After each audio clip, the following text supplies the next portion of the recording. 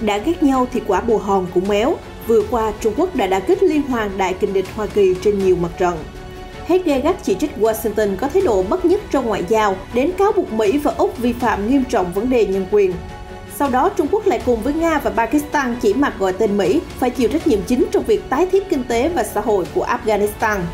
Tả Đô Hữu Sung, truyền thông Trung Quốc còn áp chế Litva về vụ tẩy chay điện thoại thông minh của nước này. Giới chuyên gia Bắc Kinh cảnh báo việc khiêu khích Trung Quốc chẳng khác nào Litva đang tự bắn vào chân mình. Một số tin tức đáng chú ý khác, Đài Loan xin gia nhập CPTPP. Tổng thống Pháp đợi giải pháp hàn gắn lòng tin từ Mỹ. Giám đốc Y tế Anh cảnh báo nguy cơ nhiễm Covid-19 ở trẻ em. Úc bắt giữ 200 người biểu tình chống quy định tiêm chủng bắt buộc. Tất cả diễn biến mới nhất trên toàn cầu sẽ được FBNC chuyển đến quý vị trong bản tin ngay sau đây.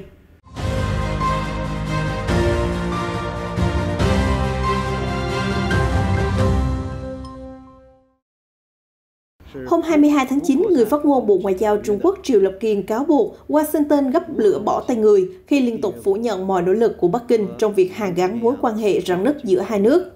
Ông khẳng định Trung Quốc luôn nhất quán và nghiêm túc trong các cuộc đàm phán với Mỹ và hoan nghênh hợp tác dựa trên sự tôn trọng lẫn nhau, kiên quyết phản đối bất kỳ sự bôi nhọ cho tiến trình song phương. Người phát ngôn Viện dẫn, Chủ tịch Trung Quốc Tập Cận Bình đã có cuộc điện đàm với người đồng cấp Mỹ Joe Biden 2 lần trong năm nay và các quan chức cấp cao của hai bên đã sắp xếp các cuộc gặp mặt trực tiếp tại Anchorage, Hoa Kỳ và sau đó là tại Thiên Tân của Bắc Trung Quốc. Ông Triệu nhấn mạnh trong suốt những năm qua, các nhà ngoại giao cấp cao của Trung Quốc đã tham gia một số vòng đối thoại với Mỹ trên nhiều lĩnh vực khác nhau, bao gồm thương mại, biến đổi khí hậu và quan hệ song phương. Tuy nhiên, thái độ của Mỹ trong các cuộc thảo luận là không nhất quán. Tại các cuộc gặp giữa hai nước hay cuộc hội đàm với các quốc gia khác, Mỹ đều tuyên bố rằng những cuộc đối thoại này diễn ra thẳng thắn, chân thành và mang tính xây dựng. Tuy nhiên, sau đó Mỹ lại cáo buộc Trung Quốc tỏ ra cứng rắn và thiếu chân thành trong việc tham gia vào các cuộc đàm phán nghiêm túc hoặc thực chất với Mỹ. Ông bức xúc. Ông Triệu phản bác lại những tuyên bố cho rằng trao đổi giữa hai nước đã không hiệu quả, nhấn mạnh Trung Quốc duy trì thái độ nghiêm túc đối với các cuộc đàm phán với Mỹ và chúng tôi hoan nghênh đối thoại dựa trên sự tôn trọng lẫn nhau và hợp tác dựa trên lợi ích chung. Và những gì chúng tôi phản đối là ngoại giao bằng micro của Mỹ và các hành động bôi nhọ trước và sau các cuộc hội đàm này. Theo truyền thông Trung Quốc, các cuộc hội đàm giữa ông Tập và ông Biden đã đạt được sự đồng thuận quan trọng và tích cực nhằm thúc đẩy quan hệ song phương trở lại ổn định và lành mạnh. Ông Dương Khiết Trì, Ủy viên Bộ Chính trị Trung Quốc và Ngoại giao Trung Quốc Vương Nghị đã nhiều lần nói chuyện với Ngoại trưởng Hoa Kỳ Antony Blinken qua điện thoại. Phó Thủ tướng Trung Quốc Lưu Hà cũng đã tổ chức các cuộc họp trực tuyến với Bộ trưởng Tài chính Hoa Kỳ Janet Yellen và đại diện thương mại Catherine Tai.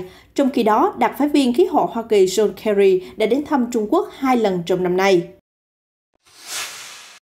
Cái gai trong mắt Trung Quốc thời gian gần đây là nhóm an ninh mới AUKUS gồm Mỹ, Anh, Úc cùng thỏa thuận đóng tàu ngầm hạt nhân nhằm chống lại sự bành trướng của Bắc Kinh. Ông cha ta có câu, ghét nhau quả bồ hòn cũng méo, nên việc Bắc Kinh tận dụng mọi cơ hội để đả kích các kình địch là điều dễ hiểu. Tại phiên họp thứ 48 của Hội đồng Nhân quyền Liên Hợp Quốc hôm 21 tháng 9, Trung Quốc đã cáo buộc Mỹ và Úc vi phạm nghiêm trọng vấn đề nhân quyền khi không kiểm soát tốt hoạt động của các công ty quân sự và an ninh tư nhân, được biết đến là các tổ chức kinh doanh chuyên cung cấp dịch vụ quân sự đặc biệt như thành lập đơn vị quân sự, huấn luyện các tổ biệt kích và chiến binh hay hỗ trợ hoạt động chiến đấu của các nhóm lực lượng vũ trang nước ngoài. Trưởng phái bộ Trung Quốc tại Liên Hợp Quốc Jian Duan bày tỏ quan ngại về sự thiếu minh bạch trong các dịch vụ quân sự và an ninh tư nhân của Mỹ và Úc. Ông cho rằng khâu giám sát và trách nhiệm giải trình đều lỏng lẻo. Ông vì nhận rằng quân nhân và một số thành viên công ty an ninh tư nhân của Mỹ đã phạm tội nghiêm trọng như giết hại thường dân không vũ trang ở nước ngoài, nhưng họ đã được chính phủ Hoa Kỳ ân xá. Các trại giam ở nước ngoài của Úc từ lâu cũng đã vi phạm nhân quyền nghiêm trọng khi giam giữ một số lượng lớn người di cư không qua xét xử. Điều kiện sống khắc nghiệt trong các trại giam do các công ty quân đội vì an ninh tư nhân Úc quản lý đã gây ra những đau khổ về thể chất và tinh thần lâu dài cho những người bị giam giữ, ông nói. Vị đặc phái viên cho rằng chính phủ Washington và Canberra đã không giám sát sát sao các công ty quân sự và an ninh tư nhân, dẫn đến hàng loạt vụ vi phạm nghiêm trọng nhân quyền xảy ra, tổn hại đến dân thường và người di cư ở các nước khác. Do đó, ông kêu gọi Mỹ-Úc cùng các quốc gia khác thực sự tôn trọng, thúc đẩy và bảo vệ nhân quyền thông qua việc giám sát hiệu quả hoạt động của các công ty an ninh và quân sự tư nhân, ngăn chặn vi phạm nhân quyền và buộc những cá nhân và tổ chức vi phạm phải chịu trách nhiệm. Trong khi đó, Trung Quốc và các đồng minh tiếp tục xoáy vào gót chân ASEAN của Mỹ in dấu ở Afghanistan. Hôm 22 tháng 9, phát ngôn viên Bộ Ngoại giao Trung Quốc Triệu Lập Kiên cho biết, các đặc phái viên Su Seldong từ Trung Quốc, Zamika Bulov từ Nga và Mohammad Sadiq Khan từ Pakistan đã có chuyến thăm tới Kabul theo lời mời của chính quyền Taliban trong 2 ngày 21 và 22 tháng 9. Tại cuộc gặp, đại diện ba nước đã đồng thuận rằng Mỹ và các đồng minh phải chịu trách nhiệm chính trong việc tái thiết kinh tế và xã hội của Afghanistan. Ông Triệu cho biết các bên đã có cuộc thảo luận sâu sắc và mang tính xây dựng về những chuyển biến gần đây ở Afghanistan, trong đó đề cập đến sự toàn vẹn lãnh thổ của Afghanistan, vấn đề nhân quyền, phát triển kinh tế, mối quan hệ hữu nghị giữa quốc gia Nam Á này với nước ngoài, đặc biệt là với các nước láng giềng. Các bên đã thống nhất sẽ cùng nhau trấn áp lực lượng cực đoan và tội phạm buôn bán chất cấm. Bên cạnh đó, đại diện ba nước Trung Quốc, Nga và Pakistan đã kêu gọi cộng đồng quốc tế tiếp tục viện trợ nhân đạo cho Afghanistan. Ba nước nói trên và Taliban đã nhất trí duy trì liên lạc mang tính xây dựng để thúc đẩy hòa bình và thịnh vượng ở Afghanistan, cũng như sự ổn định và phát triển trong khu vực. Ông Triệu tiết lộ trong chuyến thăm, đặc phái viên của Trung Quốc Su Seldong khẳng định Bắc Kinh theo đuổi chính sách không can thiệp vào công việc nội bộ của Kabul và luôn đóng vai trò xây dựng trong việc giải quyết cuộc khủng hoảng chính trị ở Afghanistan theo hướng cởi mở và toàn diện. Trung Quốc luôn khuyến khích Taliban xây dựng các chính sách đối nội và đối ngoại ôn hòa và thận trọng, cắt đứt hoàn toàn quan hệ với các tổ chức cực đoan khác nhau và hòa hợp với các nước láng giềng. Trong cuộc họp, các quan chức Taliban khẳng định luôn coi trọng mối quan hệ với Trung Quốc, Nga và Pakistan. Phát ngôn viên Trung Quốc nhấn mạnh, ba nước đã đóng vai trò xây dựng và có trách nhiệm trong việc củng cố hòa bình và ổn định ở Afghanistan. Ông Triệu cũng thông báo Ngoại trưởng Trung Quốc Vương Nghị cũng đã tham dự hội nghị của các bộ trưởng ngoại giao G20 về Afghanistan vào ngày 22 tháng 9 để nêu rõ quan điểm của Trung Quốc về hỗ trợ nhân đạo và tái thiết hòa bình ở Afghanistan. Ở một diễn biến khác, hôm 22 tháng 9, truyền thông Đài Loan đưa tin hòn đảo đã chính thức nộp đơn xin gia nhập Hiệp định Đối tác Toàn diện và Tiến bộ Xuyên Thái Bình Dương CPTPP, chưa đầy một tuần sau khi Trung Quốc nộp đơn gia nhập tổ chức này. Quan chức kinh tế Chen Chenchi cho biết, người đứng đầu cơ quan kinh tế Vương Mỹ Hoa sẽ đưa ra thông tin chi tiết trong ngày hôm nay. Tuần trước, bà Vương đã bày tỏ lo ngại về quyết định đột ngột của Trung Quốc trong việc xin gia nhập tổ chức CPTPP và hy vọng điều này sẽ không ảnh hưởng đến việc gia nhập tổ chức của hòn đảo. Được biết, Đài Loan đã thảo luận ngoài lề về nguyện vọng gia nhập CPTPP với các thành viên hiện tại của khối. Hiện hòn đảo đang bị gạt khỏi nhiều tổ chức quốc tế do nguyên tắc một Trung Quốc của Bắc Kinh. Quyết định Đài Loan là một phần không thể tách rời của Trung Quốc. Tuy nhiên, hòn đảo vẫn được Tổ chức Thương mại Thế giới WTO và Diễn đàn Hợp tác Kinh tế Châu Á-Thái Bình Dương APEC phê duyệt tư cách thành viên. Thời gian gần đây, Đài Bắc ngày càng được các quốc gia khác ủng hộ và hợp tác thương mại, đặc biệt là Hoa Kỳ và Liên minh châu Âu. Vốn dĩ, các nước phương Tây đã bày tỏ thất vọng với nền kinh tế áp đặt nhiều chính sách của Trung Quốc nên đã quay sang ủng hộ Đài Loan, nơi có các chính sách thị trường tự do hơn. Được biết, tiền thân của CPTPP là Hiệp hội Đối tác Xuyên Thái Bình Dương TPP, gồm 12 thành viên bao gồm Canada, Australia, Brunei, Chile, Nhật Bản, Malaysia, Mexico, New Zealand, Peru, Singapore, Việt Nam và Hoa Kỳ. Tổ chức này vốn được xem là đối trọng kinh tế của Trung Quốc. Tuy nhiên, vào năm 2017, cựu Tổng thống Mỹ Donald Trump đã rút Mỹ ra khỏi hiệp ước. Sau đó, tổ chức được đổi tên thành CPTPP. Vào tháng 6 vừa qua, Anh cũng đã bắt đầu đàm phán để được tham gia thỏa thuận thương mại xuyên Thái Bình Dương. Trong khi đó, đồng minh của Đài Loan, Litva lại đang bị truyền thông Trung Quốc đả kích dữ dội. Tờ Thời báo Hoàn Cầu, cơ quan ngôn luận của Trung Quốc mới đây đã chỉ trích gay gắt việc Litva kêu gọi người dân tẩy chay điện thoại di động của Trung Quốc vì lo ngại vấn đề kiểm duyệt và thu thập dữ liệu cá nhân. Gọi Litva là thành viên tiên phong chống Trung Quốc ở châu Âu, tờ báo cho rằng đây là mánh khóe mới của quốc gia Baltic nhằm khiêu khích Bắc Kinh. Các nhà phân tích Trung Quốc cho rằng, động thái mới nhất một lần nữa cho thấy chính phủ Litva đang cố gắng lấy lòng và dựa vào Mỹ để bảo đảm an ninh quốc gia vì họ đã xác định Nga và Trung Quốc là mối đe dọa lớn nhất. Giới chuyên gia nước này cũng nhận định, bằng những hành động này, quốc gia Baltic chỉ tự biến mình thành quân cờ của Mỹ và cảnh báo những lời hứa hẹn của Hoa Kỳ với Litva cũng có khả năng cũng chỉ là trót lưỡi đầu môi. Do đó, việc khiêu khích Trung Quốc chẳng khác nào tự bắn vào chân mình.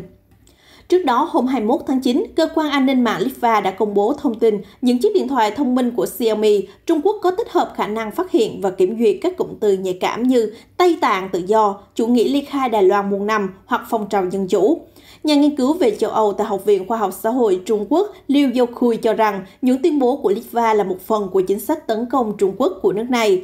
Ông cho rằng quốc gia Baltic đang nỗ lực chính trị hóa các hoạt động trao đổi kinh tế và thương mại, và điều này sẽ gây tổn hại đến lợi ích của chính Litva. Ông Liu nói rằng các gã khổng lồ điện thoại thông minh Trung Quốc có thể khiếu nại lên Liên minh châu Âu để xác minh liệu những cáo buộc vô căn cứ này có phù hợp với luật pháp và quy định về cạnh tranh thị trường hay không. Được biết, căng thẳng giữa Trung Quốc và Litva leo thang khi quốc gia Baltic này cho phép Đài Loan mở văn phòng đại diện tại thủ đô Vilnius với tên gọi chính thức Đài Loan, thay vì Đài Bắc như trước. Bắc Kinh ngay sau đó đã nổi trận lôi đình, triệu hồi đại sứ của họ tại Litva, kéo theo đó là hàng loạt đòn trừng phạt. Ông Liu nói nếu Litva vẫn tiếp tục giữ thái độ này với Trung Quốc, khả năng Bắc Kinh cắt đứt quan hệ ngoại giao là hoàn toàn có thể xảy ra. Liên quan đến mâu thuẫn Mỹ-Pháp, việc Hoa Kỳ đàm phán bí mật hiệp ước an ninh với Úc và Anh và tước của Paris một hợp đồng đóng tàu ngầm trị giá 40 tỷ đô la đã khiến Paris không thể kiềm chế nổi cơn giận. Do đó, Mỹ đã ra sức xoa dịu cơn nóng giận của Pháp. Gần đây nhất là cuộc điện đàm giữa Tổng thống Hoa Kỳ Joe Biden với người đồng cấp Pháp Emmanuel Macron vào hôm 22 tháng 9. Trước đó, Điện Elysée cho biết ông Macron mong đợi Mỹ đưa ra các biện pháp cụ thể để khôi phục lòng tin.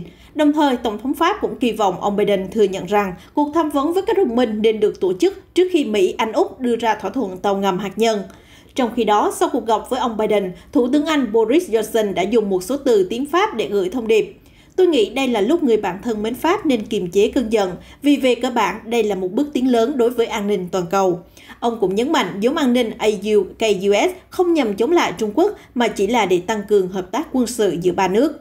Trước đó, hôm 21 tháng 9, Đức cũng đã chỉ trích việc Mỹ đàm phán bí mật hiệp ước an ninh với Úc và Anh, trong khi các quan chức hàng đầu của EU nói rằng hành vi như vậy là không thể chấp nhận được. Cập nhật tin tức liên quan đến đại dịch COVID-19 hôm 22 tháng 9, tại một phiên thảo luận về quyết định tiêm vaccine ngừa COVID-19 cho trẻ em từ 12 đến 15 tuổi, Giám đốc Y tế của Anh, giáo sư Chris Christie đã nói với các nhà lập pháp rằng trẻ em đang là đối tượng dễ bị lây nhiễm COVID-19. Nếu không được tiêm phòng, hầu hết trẻ từ 12 đến 15 tuổi sẽ bị nhiễm bệnh vào một thời điểm nào đó. Phần lớn trẻ em chưa nhiễm SARS-CoV-2 sớm hay muộn gì cũng sẽ mắc phải căn bệnh này. Các em rất dễ bị lây nhiễm, việc tiêm chủng càng sớm sẽ càng giảm được nguy cơ đó. Vị giám đốc khẳng định các khuyến nghị đưa ra hoàn toàn tập trung vào lợi ích cho trẻ từ 12 đến 15 tuổi, không xuất phát từ lý do chính trị hay lợi ích của những người trưởng thành dễ bị tổn thương hơn. Ông cho rằng mặc dù chương trình tiêm chủng sẽ gây ra một số gián đoạn cho các trường học, nhưng nếu trẻ em mắc phải COVID-19 thì sự trì hoãn càng lâu dài hơn. Hôm 23 tháng 9, cảnh sát ở thành phố Melbourne, Úc đã bắt giữ hơn 200 người biểu tình sau khi các cuộc đụng độ xảy ra khiến 2 sĩ quan bị thương. Các cuộc biểu tình diễn ra sau quyết định của chính quyền về việc bắt buộc sử dụng vaccine đối với công nhân xây dựng và đóng cửa một loạt công trường xây dựng từ hôm 21 tháng 9 do chưa đảm bảo các quy tắc phòng chống dịch. Trước đó, chính quyền và các quan chức công đoàn cho biết các nhóm cực đoan và cực hữu cũng tham gia biểu tình nhằm kích động bạo lực trong người dân. Người biểu tình đã dùng bóng gôn, pin và chai ném vào cảnh sát. Phó ủy viên Roscoe Enter cho biết sẽ có nhiều cuộc biểu tình hơn trong những ngày tới và động cơ của một số người tham gia dường như không rõ ràng. Hiện các thành phố lớn nhất của Úc là Sydney và Melbourne cũng như thủ đô Canberra đang áp dụng lệnh phong tỏa kéo dài trong nhiều tuần để ngăn chặn sự bùng phát của biến thể Delta. Các nhà chức trách đang đặt mục tiêu đưa Sydney và Melbourne trở lại trạng thái bình thường mới theo nhiều cách khác nhau. Song song đó là tiến hành tiêm chủng đầy đủ cho ít nhất 70% người dân. Tin tức vừa rồi cũng đã kết thúc bản tin thời sự quốc tế hôm nay. Cảm ơn sự quan tâm của quý vị. Xin chào và hẹn gặp lại ở các bản tin sau của FPNC.